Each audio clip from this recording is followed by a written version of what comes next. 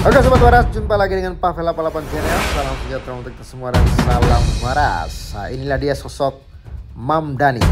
Dia adalah salah seorang wali kota New York. Dan ternyata dia adalah wali kota yang beragama Islam. Dan ini untuk pertama kalinya New York memilih seorang wali kota yang beragama Islam. Namun yang bikin geger dari Mamdani ini, dia mengatakan dengan tegas, saya akan menangkap Netanyahu jika ia menginjakan kaki di New York.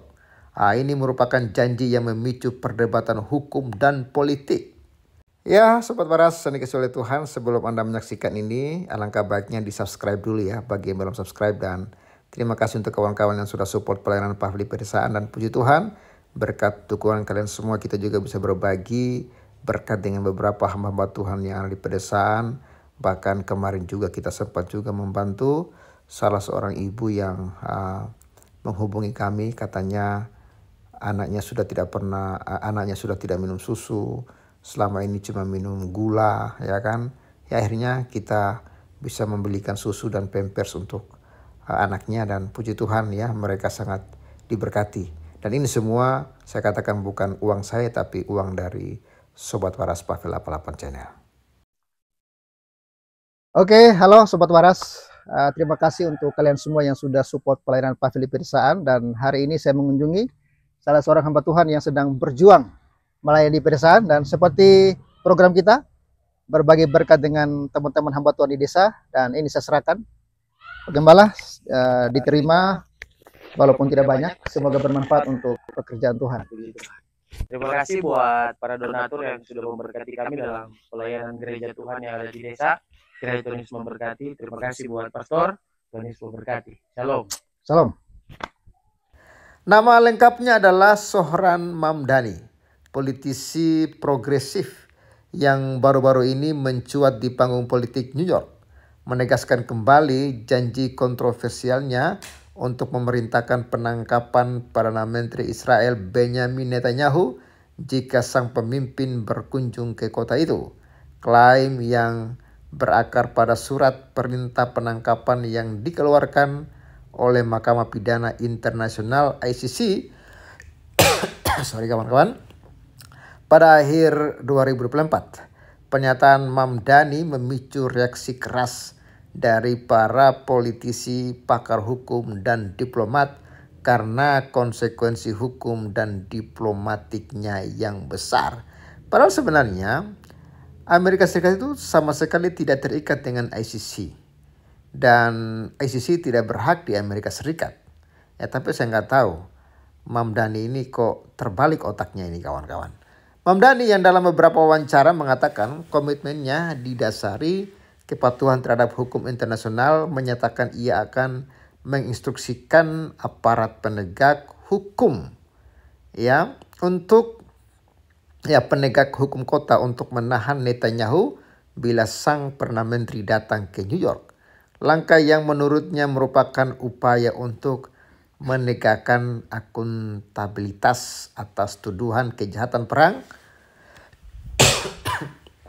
Pernyataan serupa telah diulangnya sejak ia muncul sebagai figur terkemuka dalam kontes wali kota New York. Ya, inilah akibat New York terlalu banyak menampung imigran-imigran, ya kan. Akhirnya salah seorang Muslim bisa naik jadi wali kota. Namun para pakar hukum dan pengamat kebijakan menilai janji itu hampir mustahil diwujudkan. Mereka menunjukkan beberapa hambatan utama. Amerika Serikat bukan pihak pada ICC. Yurisdiksi federal mampu memblokir tindakan lokal yang bertentangan dengan kebijakan luar negeri nasional. Dan penangkapan seorang pemimpin negara asing di bandara internasional dapat memicu krisis diplomatik besar dan intervensi federal. Dengan kata lain, implementasi janji tersebut akan menghadapi tantangan hukum, konstitusional, dan praktis yang sangat besar. Ya, reaksi politik datang cepat. Politikus konservatif di Kongres mengecam Mamdani dan mengusulkan langkah legislatif untuk melarang upaya eksekutif lokal menahan kepala pemerintahan asing. Sementara pejabat Israel menilai ancaman itu tidak berdasar dan sebagian merespon dengan kecaman keras. Di sisi lain, pendukung Mamdani memuji sikap soal akuntabilitas internasional dan menyerukan penyelidikan internasional yang lebih kuat terkait konflik yang menimbulkan tuduhan terhadap pejabat Israel. Analis politik mengatakan janji tersebut berfungsi ganda sebagai sinyal politik domestik kepada pemilih pro-Palestina dan sebagai tekanan moral terhadap para pemimpin internasional. Tapi juga berisiko memecah hubungan antara pemerintahan kota dan komunitas yang lebih luas, serta menetapkan wali kota dalam posisi konflik dengan otoritas federal jika ia benar-benar mencoba mewujudkannya. Dampaknya terhadap kunjungan resmi, kerjasama keamanan dan bantuan federal yang menjadi titik tanya utama. Kesimpulannya, pernyataan Mamdani telah mengobar perdebatan yang melintasi ranah hukum, diplomasi, dan politik lokal. Ya, sampai ada tindakan resmi yang benar-benar menuntut langkah penegakan hukum terhadap seorang kepala pemerintahan asing di wilayah Amerika Serikat. Janji itu tetap berdimensi simbolis sekaligus provokatif, sebuah isu yang kemungkinan akan terus memanas saat peta politik New York dan hubungan Amerika Serikat Israel berkembang. Dan menurut saya wali kota New York ini ya sangat-sangat berbahaya ya. Karena itulah akibat dari Amerika Serikat, New York ya, terlebih khusus terlalu banyak penampung kaum kadrun, ya itulah resikonya. Akhirnya yang terpilih menjadi wali kota adalah kaum kadrun, dan ini menurut saya sangat berbahaya.